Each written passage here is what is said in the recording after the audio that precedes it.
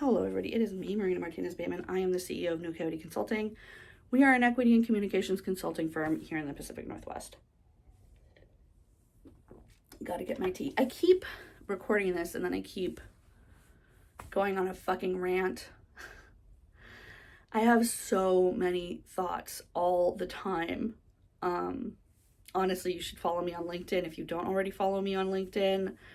I posted a big video a couple days ago about don't pre-comply with fascist demands. The Trump administration, right now it's Monday the 27th. This will go out later this week, so who knows what new horrors they will have visited upon us by that time. But the Trump administration had the director of the Health and Human Services or federal agency sent out this memo that was basically like, here, cancel all your DEI stuff, and here's an email address that you can turn in a DEI if you find one. Whatever the fuck that means. That's not what they actually said, quote for quote, but that was basically the email was, vaguely threatening and demanding that people snitch on their coworkers for being a DEI. And based on the behavior of this administration and their messaging and their clear intent over and over, and the fact that Elon is straight up admitting now that he's a Nazi, and the fact that Trump is in league with the Proud Boys who are Nazis, I think we can see what they mean when they say that they want you to turn in your colleagues who are DEI.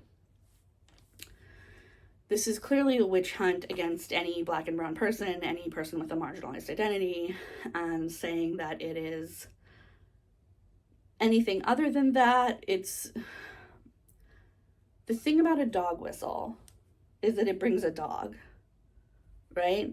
When you act like you're going to get rid of all the DEIs and you create a special email address so that people can turn in the DEIs, which I'm sure is bloated and overflowed with malicious code and B-movie quotes at this point, because that's the right response when someone asks you to snitch on your coworkers for their identity. Trying to repurpose that messaging for you to feel better about the fact that they didn't say they were going after Black people, they didn't say they were going after trans people, they didn't say they were going after gay people explicitly. That is worded like that so that people who have the privilege of passing, or people who have the privilege of not having those identities, can feel better about their complicity with this bullshit. It is not there for any kind of specifics. The people who are racist, who are white supremacists, are going to see that email and they know what the intention is. And the people who are the white moderate that King warned us about, the people who are living in ignorance, the people who are not used to being on their guard when it comes to marginalized identities, are going to see that and say, oh, they're not looking for Brad, they're looking for a specific thing called a DEI. Well, this administration has not defined what DEI means. They have not defined what a DEI department is, what a DEI project or staff is. So they're relying on the malicious portion of their ranks to turn in the marginalized portion of their ranks. And then the remaining 40% of everybody just doesn't notice what's going on. That's the intention. That's the plan. That's how this whole thing will get rolling and started. And for us marginalized people who come from marginalized communities, who have been told the stories of the MOVE bombing, the Tuskegee experiment, the Mexican Repatriation Act, all of these things, we know this history. We don't have to be reminded or educated. Maybe some of us have to be awakened to the reality that those things are not so in the past as we thought they might be, but that's for our friends and family to do.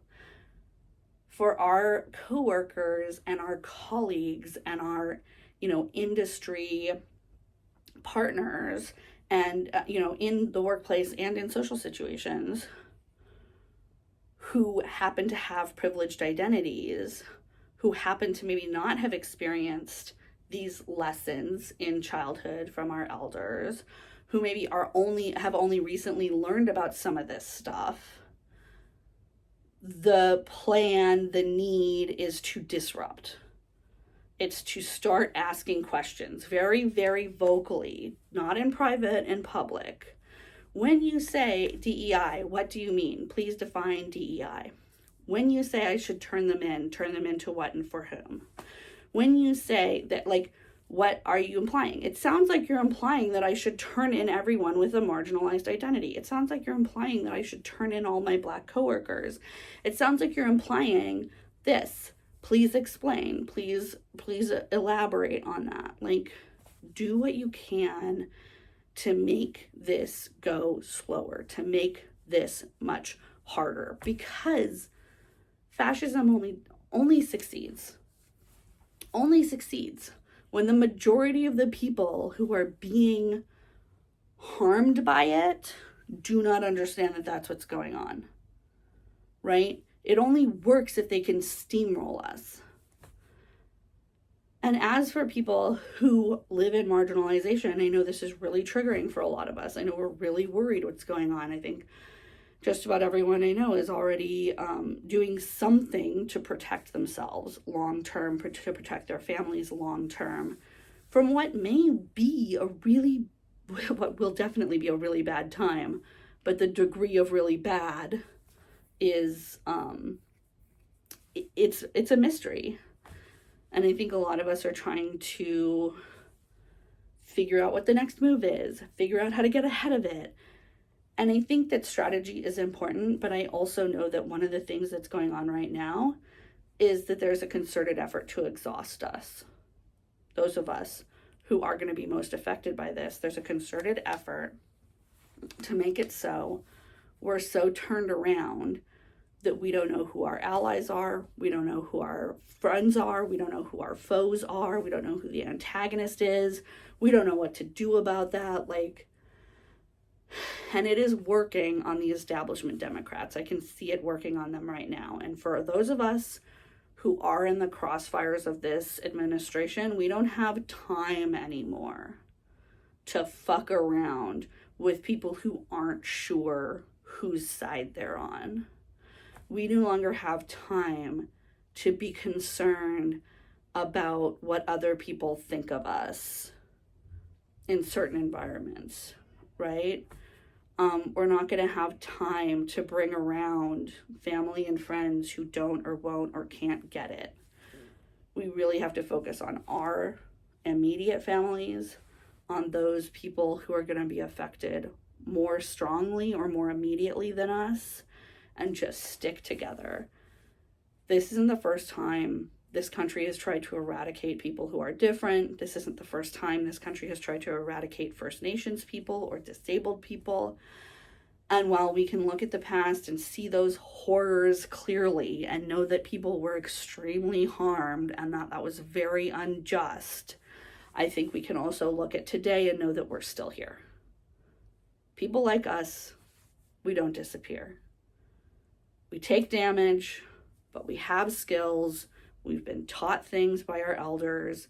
We've remembered things through our family lines from our ancestors.